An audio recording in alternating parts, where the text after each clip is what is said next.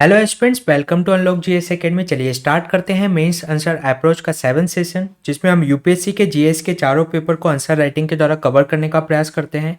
इन sessions में हमारी ये कोशिश रहती है कि ये क्वेश्चन तो आपके सॉल्व हो, साथ ही साथ उस टॉपिक से संबंधित कोई अन्य क्वेश्चन बनता है तो उसको सॉल्व करने की स्थिति में भी आप रहें।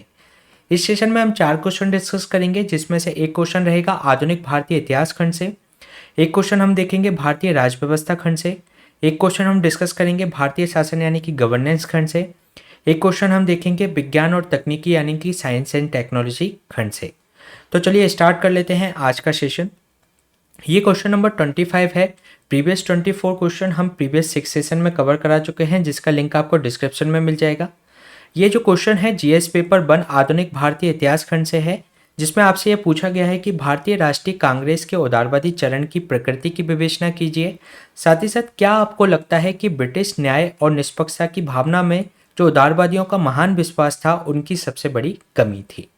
तो इसमें सबसे पहले आपको जो भारतीय राष्ट्रीय कांग्रेस का उदारवादी चरण है, जो कि 1885 से 1905 के बीच में चला, उसकी प्रकृति के बारे में विवेचना करनी है। साथ ही साथ आपको इसमें यह बताना है कि ब्रिटिश की जो न्याय और निष्पक्षता की भावना में उदारवादियों का जो महान विश्वास था, उनकी सबसे बड़ी कमी थी। तो इस क्वेश्चन को सॉल्व करने की वही हमारी अप्रोच रहेगी। सबसे पहले हम इसको स्टार्ट करेंगे इसके इंट्रोडक्शन से, जिसमें हमें बताएंगे कि नरमपंथियों ने भारतीय स्वतंत्रता संग्राम में एक महत्वपूर्ण योगदान दिया। ये जो चरण चला 1885 से 1905 के बीच में चला, उनका जो मुख्य उद्देश्य था पूर्ण स्वतंत्रता प्राप्त करना नहीं, बल्कि ब्रिटिश साम्राज्य के भीतर ही स्वशासन प्राप्त करना, जिसमें उनको ब्रिटिश की न्यायप्रियता में उनको विश्वास था, जिसके माध्यम से वे भारत में प्रार्थना पत्र एवं निवेदन के माध्यम से सुधार करने की वे मांग किया करते थे।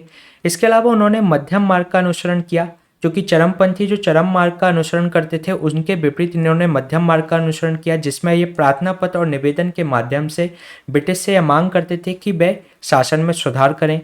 इसके अलावा अगर हम बात करें उदारवादी चरण की प्रकृति के बारे में, तो इसमें जो 1885 से 1992 के बीच में इनकी जो मांगे थीं कि विधान परिषद का विस्तार किया जाए, उसमें सुधार किया जाए। इसके अलावा जनता के जो निर्वाचित प्रतिनिधि हैं, उनको परिषद में शामिल किया जाए, और इसके अलावा परिषद की शक्तियों में भी विस्तार किया जाए। भारतीय भी प्रशासन में शामिल हो सके, इसके लिए भारत में भी आईसीएस की जो परीक्षा जो कि ब्रिटेन में आयोजित की जाती थी, उसको भारत में भी आयोजित किया जाए। इसके अलावा इनकी जो मांग थी कि न्यायपालिका और कार्यपालिका के कार्यों को अलग किया जाना चाहिए, वाक एवं अभिव्यक्ति की स्वतंत्रता को दिया जाना चाहिए, संघ बनाने की स्वतंत्रता को दिया जाना चाहिए। इसके अलावा जो 1878 के जो शस्त्र अधिनियम है, उसको निरस्त कर दिया जाना चाहिए। भारतीय की जो शिक्षा पर खर्च बढ़ाने की इनके द्वारा मांग की जाती थी। इसके अलावा इनके द्वारा प्रेस एवं प्रकाशन के माध्यम से ब्रिटिश शासन की आर्थिक नीतियों की आलोचना भी इनके द्वारा प्रस्तुत की जाती थी।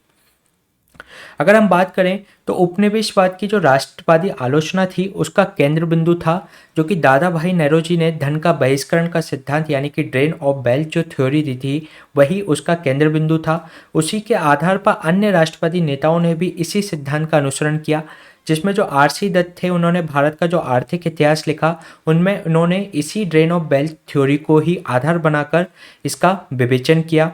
इसके अलावा जो सार्वजनिक पर्स पर भारतीय नियंत्रण की इनके द्वारा मांग की जाती थी, जो कि अमेरिकी भारतीय स्वतंत्रता संग्राम में अमेरिका के जो स्वतंत्रता संग्राम के दौरान भी इसी तरीके की मांग उठी थी, जिसमें नारा लगाया गया था कि प्रतिनिधित्व के बिना कोई कराधान नहीं। इसके अलावा सैन्य खर्च को कम करने की इनके द्वारा मांग की जाती थी, और स्वास्थ्य व शिक्षा जैसी मूलभूत सुविधाएं हैं, उनके लिए धन आवंटन बढ़ाने की इनके द्वारा मांग की जाती थी। इसके अलावा जो उस समय भू राजस्व की काफ़ी ज़्यादा दर हुआ करती थी, तो उसको ये कम करने की इनके द्वारा मांग की जाती थी। साथ ही साथ जो नमक कर था, उसको हटाने की इनके द्वारा मांग की गई। जो उत्पादों व आयकर पर इनका कहना था कि जो अमीर लोग जो उपभोग करते हैं, जो मध्यम वर्ग जो उपभोग करते हैं, उन पर के उत्पादों पर आयकर व आयात शुल्क लगाए जाने चाहिए। इसके अलावा जो दादा भाई नौरोजी की जो बुक थी poverty and British rule of India, इसमें उन्होंने ब्रिटिश साम्राज्य की आर्थिक आलोचना प्रस्तुत की, जिसमें उन्होंने कहा कि जो विदेशी पूंजी है, भारतीय संसाधनों के विनाश और शोषण का प्रतिनिधित्व करती है। इसके अलावा हिंदुस्तान रिव्यू में भी एक लेख लिखा, जिसमें उन्होंने कहा कि जो विदेशी पूंजी के उपयोग को अंतर्राष्ट्रीय पतन की व्यवस्था के रूप में उन्होंने वर्णित किया। इसके अलावा इनके द्वारा जो मांग की गई कि भारतीय उद्योगों के विकास और उसके संरक्षण की इनके द्वारा मांग की गई, लेकिन इस सरकार की विफलता देखकर कि वे उद्योगों को संरक्षण नहीं दे रहे थे भारतीयों को, तो उन्होंने ये नारा दिया कि स्वदेशी या भारतीय वस्तुओं का उपयोग किया जाए, ज़्यादा से ज़्यादा किया जाए, और ब्रिटिश वस्तुओं के बहिष्कार का विचार को उन्होंने लोकप्रिय बनाने का प्रयास किया। इसके अलावा अगर हम बात करें तो भारत की जो बढ़ती गरीबी और अकाल की जांच करने की मांग भी इनके द्वारा ब्रिटिश से की गई। इसके अलावा सभी महत्वपूर्ण जो आधिकारिक आर्थिक नीतियों के खिलाफ इन्होंने शक्तिशाली बौद्धिक आंदोलन आयोजित करने का प्रयास किया, और उनके जो औपनिवेशिक ढांचे की जो महत्वपूर्ण आर्थिक नीतियां हुआ करती थी, उन नीतियों को ये खुद समझने का प्रयास करते थे, साथ ही साथ दूसरों को समझाने का भी प्रयास इनके द्वारा किया जाता था। तो ये हमने बात की इसमें उदारवादी चरण की प्रकृति, उनकी विशेषताओं के बारे में। अब हम देखते हैं इसकी चरण की, उदारवादी चरण की सीमाएं क्या रहीं, इनकी लिमिटेशंस क्या रहीं। अगर हम बात करें तो नरमपंथी जो थे, ब्रिटिश शासन के खिलाफ इन्होंने कोई आंदोलन नहीं किया, क्योंकि उनका यह मानना था कि जो अंग्रेजी जो शासन है वह भारत के लिए अच्छा है। उनका जो अंग्रेजी उदार लोकतांत्रिक राजनीतिक परंपरा है उसमें उनका आंतरिक विश्वास था। इसके अलावा वे ब्रिटिश शासन की शोषक प्रकृति के बारे में सचेत तो थे, लेकिन वे उससे निष्कासन की बात नहीं किया करते थे, बल्कि ये चाहते थे कि उसी व्यवस्था में सुधार किया जाए। इसके अलावा जन आंदोलन का जो लोकप्रिय माध्यम था, उसके विपरीत इन्होंने शांतिपूर्ण एवं संवैधानिक आंदोलन की प्रभावशीलता में इनका विश्वास किया। इसके अलावा इनमें केवल शिक्षित वर्ग तक ही ये आंदोलन सीमित रह सका, और इसका जो सामाजिक आधार था काफ़ी संकीर्ण था, काफ़ी नैरो था, जो कि नेताओं का, इसके अंतर्गत जो भी नेता थे उनका जनता के विश्वास में काफ़ी कमी थी। इसके अलावा वे चाहते थे कि जो तत्काल मांग पूर्ण स्वशासन या लोकतंत्र की उनके द्वारा कोई मांग नहीं की गई, बल्कि वे चाहते थे कि पूर्ण स्वशासन लागू करने की वे बात नहीं करते थे, बल्कि वे मांग करते थे कि ब्रिटिश साम्राज्य के अंतर्गत ही उनको स्वशासन प्रदान कर दिया जाए, स्वशासन। इसके अलावा इनका जो विचार था कि वे जनता के आंदोलन में इनका विश्वास नहीं था, बल्कि ये एक शांतिपूर्ण एवं संवैधानिक आंदोलन के माध्यम से अपने जो मांगे प्रस्तुत किया करते थे। तो ये इनकी लिमिटेशंस थी। इसके अलावा इनका उदारवादी राष्ट्रवादियों का अगर हम योगदान की बात करें तो दादा भाई नौरोजी के नेतृत्व में आरसी दत्त और दिनसा बाचा ने ब्रिटिश अर्थव्यवस्था का विश्लेषण किया और उसकी एक आर्थिक आलोचना प्रस्तुत की। उन्होंने एक ड्रेन ऑफ वेल्थ की जो थ्योरी थी वह आगे माध्यम बना ब्रिटिश की जो नीतियां थी उनको उजागर करने में। इसके अलावा नमक कर के खिलाफ इन्होंने नमक कर को समाप्त करने के लिए इन्होंने मांग की, भू राजस्व को कम करने के लिए इन्होंने मांग की, बागान श्रमिकों की जो कार्य स्थितियों में सुधार करने का प्रयास इनके द्वारा किया गया। इसके अलावा परिषद के विस्तार और भारतीयों की भागीदारी कैसे बढ़ाई जाए परिषद में, इनके द्वारा जो प्रयास किए गए। इसके अलावा जो लोकतांत्रिक स्वशासन का दीर्घकालिक उद्देश्य इनके द्वारा दिया गया, जो कि आगे चल के स्वतंत्रता के रूप में परिणत हुआ। साथ ही साथ ये प्रशासनिक सुधारों के लिए अभियान भी चलाया करते थे, जिसमें वे मांग किया करते थे कि भारतीय भी प्रशासन में शामिल हो सकें, जिससे कि आईसीएस, जिसके कारण जो आईसीएस की परीक्षा है वह भी भारत में आयोजित की जाए। इसके अलावा इनके द्वारा ये मांग की गई कि न्यायिक कार्यों को कार्यकारी कार्यों से अलग किया जाए। साथ ही साथ अगर हम इसके निष्कर्ष की अगर हम बात करें तो इसमें हम उनकी जो राष्ट्रीय आंदोलन में उनका जो योगदान था उसके बारे में चर्चा करके, साथ ही साथ उसमें क्या कमियां थीं उसके बारे में चर्चा करके एक बैलेंस इसके अंतर्गत हम निष्कर्ष दे सकते हैं, जिसमें भारतीय शासन, जिसमें हम लिखेंगे कि जो साम्राज्यवादी शासन के राजनीतिक एवं नैतिक प्रभाव को कम करके इन्होंने राष्ट्रीय आंदोलन का निर्माण करने में एक महत्वपूर्ण भूमिका निभाई। इसके अलावा जनता में जो साम्राज्यवाद की जो विरोधी भावनाओं में डेवलप करने में इन्होंने महत्वपूर्ण भूमिका निभाई। इन्होंने ब्रिटिश साम्राज्य की आर्थिक नीतियों को उजागर किया, जिससे उनका जो शोषणकारी जो चरित्र था वह जनता के सामने आ सका। इसके अलावा जो राष्ट्रवादी जनता की उनके अगर कमियों की बात करें तो राष्ट्रवादी जनता को विशेषकर महिलाओं को शामिल न करना, साथ ही साथ सभी के वोट की मांग उनके द्वारा न किया जाना, और जो कि एक तरीके से लोकतांत्रिक आधार को व्यापक करने में वह विफल रहे। तो इसमें हम एक बैलेंस निष्कर्ष दे सकते हैं कि जिसमें वह उनका जो ब्रिटिश न्यायप्रियता में उनका जो विश्वास था वह इनकी एक कमी थी, लेकिन फिर भी इनके द्वारा कई महत्वपूर्ण योगदान इनके द्वारा दिए गए। तो ये क्वेश्चन हमने डिस्कस किया मॉडर्न इंडिया से संबंधित। चलिए चलते हैं नेक्स्ट क्वेश्चन पे। नेक्स्ट क्वेश्चन ये जीएस पेपर 2 पॉलिटी खंड से है, जिसमें आपको बताना है कि विश्लेषण करना है कि कैसे भारत के संविधान ने उपराष्ट्रपति की भूमिका को परिभाषित करने का प्रयास किया था, क्या आपको ये लगता है कि ये स्थिति अब बेमानी हो गई है? इस पे आपको आलोचनात्मक टिप्पणी करना है। तो इसमें सबसे पहले आपको उपराष्ट्रपति की भूमिका को परिभाषित करना है। साथ ही साथ क्या आपको अभी बताना है कि जो उसकी भूमिका तय की गई थी संविधान के द्वारा, क्या अब वह बेमानी हो गई है? इसके पक्ष और विपक्ष में आपको तर्क प्रस्तुत करना है। तो इसको स्टार्ट कर लेते हैं हम इसके परिचय से, जिसमें हम लिखेंगे जो अनुच्छेद 63 है वह भारत का एक उपराष्ट्रपति होगा का प्रावधान करता है। इसके अलावा संविधान का जो अनुच्छेद 64 है वह ये कहता है कि उपराष्ट्रपति राज्यों की परिषद यानी कि राज्यसभा का पदेन अध्यक्ष होगा। इसके अलावा अगर हम उपराष्ट्रपति के पद की बात करें तो भारत में ये दूसरा सर्वोच्च पद है और इसके अलावा इस पद को हमने अमेरिका के संविधान से लिया है।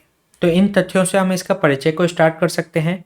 इसके अलावा अगर हम बात करें भारत के उपराष्ट्रपति की भूमिका के बारे में तो अनुच्छेद 64 में जो कहा गया है कि ये राज्यसभा का पदेन अध्यक्ष होता है। राज्यसभा की जो समस्त कार्रवाई होती है उसका संचालन उपराष्ट्रपति के द्वारा ही किया जाता है। इसके अलावा अनुच्छेद 65 के अंतर्गत ये कहा गया है कि यदि कोई राष्ट्रपति की मृत्यु, त्यागपत्र या उसको पद से हटाए जाने से किसी अन्य कारण से कार्यालय में राष्ट्रपति के कार्यालय में कोई रिक्ति होती है तो उपराष्ट्रपति उस तारीख तक जबकि नया राष्ट्रपति चुनकर नहीं आ जाता तब तक उसके कर्तव्यों का निर्वहन करेगा। इसके अलावा राष्ट्रपति यदि कोई अनुपस्थित होता है, अगर बीमार है और वह अपने कार्य को निर्वहन करने में असमर्थ है तो उस समय भी उपराष्ट्रपति के द्वारा उसके कर्तव्यों का निर्वहन किया जाता है। इसके अलावा इस अवधि के दौरान जब वह राष्ट्रपति के कर्तव्यों का निर्वहन कर रहा होता है तो उस अवधि के दौरान उसको वही उन्मुक्तियां एवं शक्तियां प्राप्त होती हैं जो कि एक राष्ट्रपति को होती हैं। इसके अलावा उपराष्ट्रपति के चुनाव संबंधित जो बात है उसके अंतर्गत उसको इस आधार पर चुनौती नहीं दी जा सकती कि उसका जो निर्वाचक मंडल है जिसके द्वारा उसको चुना जाता है वो उसमें कोई रिक्ति थी या उसमें कोई सदस्य मौजूद नहीं था। इसके अलावा यदि हम बात करें किसी व्यक्ति को उपराष्ट्रपति के रूप में अगर चुनाव को सुप्रीम कोर्ट के द्वारा अगर शून्य घोषित किया जाता है तो ऐसी घोषणा से पहले की तारीख तक उसके द्वारा जो भी कार्य किए गए हैं उसको अमान्य घोषित नहीं किया जा सकता। इसके अलावा राज्यसभा में किसी विषय पर अगर बराबर मत हो जाते हैं तो उस स्थिति में उसको वोट देने का अधिकार होता है। इसके अलावा जो औपचारिक अवसरों पर जब राज्य परिषद का प्रतिनिधित्व उसके द्वारा किया जाता है, राज्यसभा के जो सदस्यों के अधिकार और विशेष अधिकारों की रक्षा उसके द्वारा की जाती है। इसके अलावा जो सद्भावना मिशन भेजे जाते हैं राज्यसभा की ओर से तो विदेशों में उसके द्वारा उस प्रतिनिधित्व उपराष्ट्रपति के द्वारा किया जाता है। तो ये तो हमने बात कर ली जो उपराष्ट्रपति भूमिका निभाता है, जो संविधान में इस तरीके की उसकी भूमिका दी हुई है। इसके अलावा अगर हम बात करें तो उपराष्ट्रपति का पद अब बेमानी हो गया है तो इसके बारे में अगर हम तर्क देने की कोशिश करें तो उपराष्ट्रपति के पद की जो विशेष प्रासंगिकता आज नहीं रही है, उसे केवल एक कुछ कानूनी अधिकार प्राप्त हैं। उसकी भूमिका तभी है जब राष्ट्रपति अपने कर्तव्यों का निर्वहन करने में असमर्थ हो। इसके अलावा सामान्य दिनों में उसकी जो भूमिका होती है वह विधायिका कार्य के संबंध में जो वाइस प्रेसिडेंट के पास उसके अलावा कोई शक्ति नहीं है। इसके अलावा जो उपराष्ट्रपति है उसकी शक्तियां सीमित हैं और अगर जो संयुक्त बैठक का जो प्रावधान किया गया है अनुच्छेद 108 में उसकी अध्यक्षता उपराष्ट्रपति के द्वारा नहीं की जा सकती। उसकी जो अध्यक्षता की जाती है लोकसभा स्पीकर के द्वारा की जाती है। अगर लोकसभा स्पीकर भी उसमें मौजूद नहीं होता तो लोकसभा के उपाध्यक्ष के द्वारा उसकी अध्यक्षता की जाती है। और इसके अलावा जो पद है केवल राज्य की राजनीतिक तटस्थता बनाने के लिए बनाया गया था, न कि इसका कोई औचित्य है। इसके द्वारा हम इसमें तर्क देने की प्रस्तुत करेंगे। लेकिन अगर हम इसके अंतिम निष्कर्ष के बारे में बात करें तो हम इसमें एक बैलेंस अप्रोच अपनाएंगे जिसमें हम कहेंगे कि जो पद है वह बेमानी नहीं है बल्कि उसमें राज्यसभा की अध्यक्षता में उसका महत्वपूर्ण योगदान है। इसके अलावा जब राष्ट्रपति अपने कर्तव्यों का निर्वहन करने में अगर सक्षम नहीं है तो उस राष्ट्रपति के कर्तव्यों का निर्वहन उसके द्वारा किया जाता है। इसके अलावा उसको वही समान शक्तियाँ एवं उन्मुक्ति एवं विशेष अधिकार प्राप्त होते हैं जो कि एक राष्ट्रपति को होते हैं। इसके अलावा वह देश के दूसरे नंबर का सर्वोच्च पद है, लेकिन उसमें जो क्षमता है कि भारत के नंबर 1 का पद भी वह बन सकता है। तो इस तरीके की बैलेंस अप्रोच से हम इसका निष्कर्ष प्रस्तुत कर सकते हैं। तो ये क्वेश्चन हमने डिस्कस किया जीएस पेपर 2 पॉलिटी खंड से। चलिए चलते हैं नेक्स्ट क्वेश्चन पे। नेक्स्ट क्वेश्चन ये गवर्नेंस खंड से है जो कि जीएस पेपर 2 से संबंधित है। इसमें आपसे पूछा गया है कि सूचना और संप्रेषण प्रौद्योगिकी यानी कि ICT information communication and technology पर आधारित जो परियोजनाएं हैं, कार्यक्रम है का कार्यान्वयन आमतौर पर कुछ विशेष महत्वपूर्ण कारकों की दृष्टि से ठीक नहीं रहता, इन कारकों की पहचान कीजिए, साथ ही साथ उनके प्रभावी कार्यान्वयन के उपाय सुझाइए। तो इसमें आपसे ये पूछा गया है कि जो आईसीटी आधारित जो परियोजना है, कार्यक्रम है, उनके कार्यान्वयन आमतौर पर कुछ महत्वपूर्ण कारकों की दृष्टि से ठीक नहीं है। उन कारकों को आपको बताना है, साथ ही साथ उन कारकों को किस तरीके से दूर किया जाए, उसके कार्यान्वयन को किस तरीके से सुनिश्चित किया जाए, तो उसके बारे में आपको उपाय सुझाना है। तो इस क्वेश्चन की शुरुआत हम वही परिचय से करेंगे, जिसमें हम बताएंगे कि जो कुशासन, मिस गवर्नेंस, सरकारी योजना के प्रभावी क्रियान्वयन में बाधा होता है। इसके कारण से जो कुशासन को दूर करने के लिए, मिस गवर्नेंस को दूर करने के लिए digital India, make in India, skill India पहल को शुरुआत किया गया था, जिससे कि आर्थिक समावेशन और सामाजिक परिवर्तन को प्रेरित किया जा सके और व्यापक डिजिटलीकरण के माध्यम से इस गवर्नेंस को, मिस गवर्नेंस को दूर किया जा सके। लेकिन अब देखने में आ रहा है कि आईसीटी आधारित कुछ कार्यक्रमों में भी चुनौतियों का सामना किया जा रहा है, तो उन कारकों को हमें डिस्कस कर इसके अंतर्गत करना है। अगर हम बात करें आईसीटी आधारित जो कार्यक्रम है, उनमें क्या क्या चुनौतियां आ रही हैं। सबसे पहली चुनौती तो निरक्षरता दर, जो कि 25 से 30% तक है भारत में। केवल 71% लोग ही यहाँ पर शिक्षित हैं, और जबकि 90% से अगर हम बात कर लें तो आबादी डिजिटल साक्षरता उनकी नगण्य है। इसके अलावा जटिल जो इसका डिज़ाइन है आईसीटी आधारित जो योजनाओं का, उसके कारण जो वरिष्ठ नागरिक होते हैं, दिव्यांग होते हैं, वे निरक्षर व्यक्तियों को उसकी समस्या का सामना करना पड़ता है। इसके अलावा जो बुनियादी सुविधाएं हैं, बुनियादी जो इंफ्रास्ट्रक्चर हैं, जैसे कि बिजली की कमी, कमज़ोर नेटवर्क गुणवत्ता ग्रामीण क्षेत्र में, और ग्रामीण क्षेत्र में जो बदतर इंटरनेट की जो सुविधाएं नहीं हैं, जिसके कारण वहाँ पर आईसीटी आधारित योजनाएं नहीं पहुँच पाती। इसके अलावा जो आधार सक्षम भुगतान सेवाएं हैं, आधार इनेबल्ड पेमेंट सर्विसेज हैं, उनके सेवा के वितरण में कठिनाई आती है। इसके अलावा उचित बुनियादी सुविधाओं का अभाव है। इसके अलावा जो कुशल कार्यबल हैं, उनमें भी कमी देखने को मिलती है, और जो सेवा चाहने वाले लोग हैं वे काफ़ी ज़्यादा हैं, जिसके कारण आईसीटी आधारित सुविधाओं को पहुंचाना आसान नहीं होता। इसके अलावा अंतिम छोर तक ये सुविधाएं नहीं पहुंच पा रही हैं, और जो सामान्य जो कॉमन सर्विस सेंटर हैं, उसके समक्ष भी समस्याओं का सामना करना पड़ रहा है। अगर हम बात करें तो उससे संबंधित और चुनौतियों की, तो पहचान साबित ना होने पर जो लाभार्थी होते हैं उनको सेवा से वंचित किया जाता है। जैसे कि वरिष्ठ नागरिकों की जो फिंगरप्रिंट हैं कभी कभी मिसमैच नहीं होते, तो इसके कारण से उनको उनकी सेवाओं से वंचित होना पड़ता है। इसके अलावा इसमें जो चुनौती है वह निजता संबंधी चिंताएं भी हैं, क्योंकि जो निजता का अधिकार है आर्टिकल 21, जिसमें right to life with dignity की बात की गई है, उसके अंतर्गत एक फंडामेंटल राइट है। इसके अलावा बड़े पैमाने पर जब सार्वजनिक सूचनाओं का संग्रह एवं उसका उपयोग किया जाता है, तो उसमें निजता संबंधी जो डेटा है उसके ब्रीच होने का खतरा बना रहता है। इसके अलावा जो पूर्वोत्तर पर्वतीय क्षेत्र हैं, अंडमान निकोबार एवं लक्षद्वीप जैसे दुर्गम क्षेत्र हैं, वहाँ पर पहुँच बनाना काफ़ी कठिन होता है। इसके अलावा समय समय पर जो आपदाएं आती रहती हैं, जैसे चक्रवात, सुनामी जैसी चरम मौसमी घटनाएं हैं, उसके कारण जो संचार एवं मोबाइल नेटवर्क, इंटरनेट की सेवा बाधित होती है, जो कि आईसीटी आधारित जो कार्यक्रमों को लोगों तक पहुंचाने में एक बहुत बड़ी चुनौती प्रस्तुत करती है। तो ये तो हमने बात कर ली इनकी चुनौतियों के बारे में। अब इसके प्रभावी कार्यान्वयन के लिए क्या क्या उपाय हो सकते हैं उसके बारे में देखते हैं। जो उपयुक्त अवसंरचना के लिए हमें कॉमन सर्विस सेंटर हैं उसकी संख्या में वृद्धि करनी चाहिए। इसके अलावा जो कनेक्टिविटी मुद्दे हैं उसको प्राथमिकता से उसको सॉल्व किया जाना चाहिए। जो मानव पूंजी निर्माण के लिए जो ग्रामीण युवक हैं उनकी डिजिटल साक्षरता बढ़ाने का प्रयास किया जाना चाहिए। और जो सरकारी वेबसाइट हैं उसको यूजर फ्रेंडली यानी कि उपयोगकर्ता के अनुकूल बनाया जाना चाहिए, जिससे कि दिव्यांग और जो वरिष्ठ नागरिक हैं उसका आसानी से उपयोग कर सकें। और जो कॉरपोरेट क्षेत्र की जो उनकी सीएसआर जो जिम्मेदारियां हैं, जो कॉरपोरेट सोशल रिस्पॉन्सिबिलिटी है, उसके तहत उनको डिजिटल साक्षरता एवं सामाजिक आवश्यकताओं के लिए तकनीकी समाधान प्रस्तुत करने के लिए उनको प्रयास किए जाने चाहिए। तो ये हमने उसके उपाय डिस्कस किए। इसमें हम एक एग्जाम्पल दे सकते हैं, जैसे कि अक्षय पात्र फाउंडेशन है, जो कि रसोई के डिजिटलीकरण और वास्तविक समय डेटा संग्रहण के साथ भारत के लगभग 12 राज्यों में लगभग 1.76 मिलियन बच्चों को भोजन प्रदान करने का डेटा संग्रहण की उसकी क्षमता है। तो ये एग्जाम्पल इस तरीके से दिया जा सकता है कि एक संस्थान अक्षय पात्र फाउंडेशन इतने बड़े डेटा को जब वह व्यवस्थित कर सकता है तो भारत सरकार भी कर सकती है।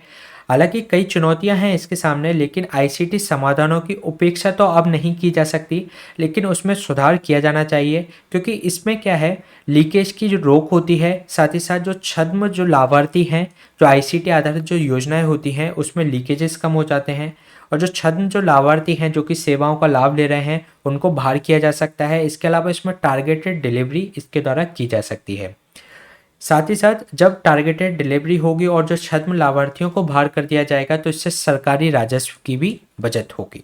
साथ ही इसका फायदा यह है कि नागरिकों के लिए बुनियादी जो सेवाएं हैं वो पारदर्शिता के साथ पहुंचती हैं, लोगों की जवाबदेही उसके अंतर्गत सुनिश्चित की जा सकती है, और जो लास्ट माइल कनेक्टिविटी इसके द्वारा अंतिम छोर तक इसका वितरण सुनिश्चित किया जा सकता है। तो इसमें प्रयास किया जाना चाहिए जो आईसीटी समाधानों के सामने जो चुनौतियां हैं उनका समाधान बेहतर तरीके से किया जा सके। तो ये क्वेश्चन हमने डिस्कस किया। चलिए चलते हैं नेक्स्ट क्वेश्चन पे। नेक्स्ट क्वेश्चन ये GS paper 3 science and technology खंड से है, जिसमें आपसे पूछा गया है कि जो अति सूक्ष्म प्रौद्योगिकी यानी कि नैनो टेक्नोलॉजी 21वीं सदी की प्रमुख प्रौद्योगिकी में से एक क्यों है। साथ ही साथ जो नैनो टेक्नोलॉजी विज्ञान है पर भारत सरकार के मिशन की प्रमुख विशेषताओं, साथ ही साथ देश के विकास के प्रक्रम में इसके प्रयोग के क्षेत्र का वर्णन कीजिए। तो इसमें आपको यह बताना है कि नैनो टेक्नोलॉजी के बारे में बताना है और 21वीं सदी में वे प्रमुख प्रौद्योगिकी क्यों हैं। इसके अलावा भारत सरकार ने उसमें क्या क्या मिशन चला रखे हैं और वे इसका जो विकास के प्रक्रम में इसके प्रयोग के क्षेत्र और कौन कौन से हैं उसके बारे में आपको वर्णन करना है। तो सबसे पहले हम इसके इंट्रोडक्शन में इसकी परिभाषा से इसको स्टार्ट कर सकते हैं कि जो ये नैनो टेक्नोलॉजी है विज्ञान एवं प्रौद्योगिकी के अध्ययन की वह शाखा है जिसमें 1 से 100 नैनोमीटर परास तक की विषय वस्तु समाहित होती है। इसके अलावा इसका अति सूक्ष्म स्तर पर कार्य करने के कारण ये प्रौद्योगिकी कई विषयों को समाहित करती है। और इसमें अगर हम वर्तमान में विभिन्न प्रकार की जो स्वास्थ्य, पर्यावरण, कृषि एवं खाद्य सुरक्षा के संबंध में जो चुनौतियां हैं इसके कारण से इसका महत्व और ज़्यादा बढ़ जाता है, क्योंकि जो इसके संबंध में जो चुनौतियां हैं उसका जो सॉल्यूशन है वो नैनो प्रौद्योगिकी के द्वारा प्रस्तुत किया जा सकता है।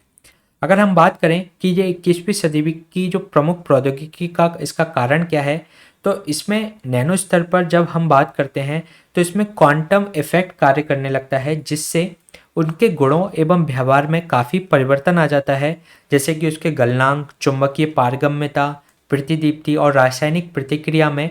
जो कि हम अगर बात करें तो सेम मटेरियल है, लेकिन अगर हम उसको नैनो स्तर पर ले जाएंगे तो उसमें क्वांटम इफेक्ट कार्य करने लगता है और इनकी जो प्रतिक्रियाओं में अंतर आने लगता है। तो इस कारण से ये एक प्रमुख प्रौद्योगिकी है 21वीं सदी की। इसके अलावा हमारे शरीर की कई जो मूलभूत संरचनाएं हैं वे नैनो स्तर पर हैं, जैसे कि हम डीएनए की बात करें, हीमोग्लोबिन प्रोटीन की बात करें। तो अगर ये नैनो स्तर पर हैं तो नैनो टेक्नोलॉजी के द्वारा हम बीमारियों की पहचान कर सकते हैं, साथ ही साथ उसके उपचार एवं अनुसंधान में भी ये काफ़ी प्रभावी हो सकती है ये टेक्नोलॉजी। इसके कारण से ये 21वीं सदी की प्रमुख प्रौद्योगिकी है। इसके अलावा नैनो स्तर पर अगर हम बात करें तो पदार्थ का क्षेत्रफल बढ़ जाता है, और अगर हम उसी द्रव्यमान के बड़े स्तर की बात करें तो उसका क्षेत्रफल उतना नहीं बढ़ता जितना नैनो स्तर पर बढ़ जाता है, और क्षेत्रफल बढ़ने के कारण वह आसपास के बड़े क्षेत्र के संपर्क में आने लगता है, जिसके कारण से उसकी अभिक्रियाशीलता बढ़ जाती है। और इसकी इन्हीं विशेषताओं के कारण ये 21वीं सदी की प्रमुख प्रौद्योगिकी का कारण बन गई है। इसके अलावा अगर हम बात करें नैनो प्रौद्योगिकी के भारत के प्रयास, तो अनुसंधान एवं विकास को बढ़ावा देने के लिए 2001 में नैनो प्रौद्योगिकी और विज्ञान पहल को शुरू किया गया। इसके अलावा इस क्षेत्र में रिसर्च को, अनुसंधान को विस्तार देने के लिए 2007 में बहुआयामी क्षमता एवं निर्माण कार्यक्रम के रूप में एक नैनो मिशन शुरू किया गया। नैनो मिशन की अगर हम बात करें तो इसमें अनेक कार्यक्रम समाहित हैं, जैसे कि अलग वैज्ञानिक केंद्रित परियोजनाओं को लागू करना, साथ ही साथ नैनो विज्ञान केंद्र को स्थापित करना, इसके एक्सीलेंस सेंटर यानी कि उत्कृष्टता केंद्र को स्थापित करना, संयुक्त संस्थान जो उद्योगगत परियोजनाएं हैं उनको लागू करना।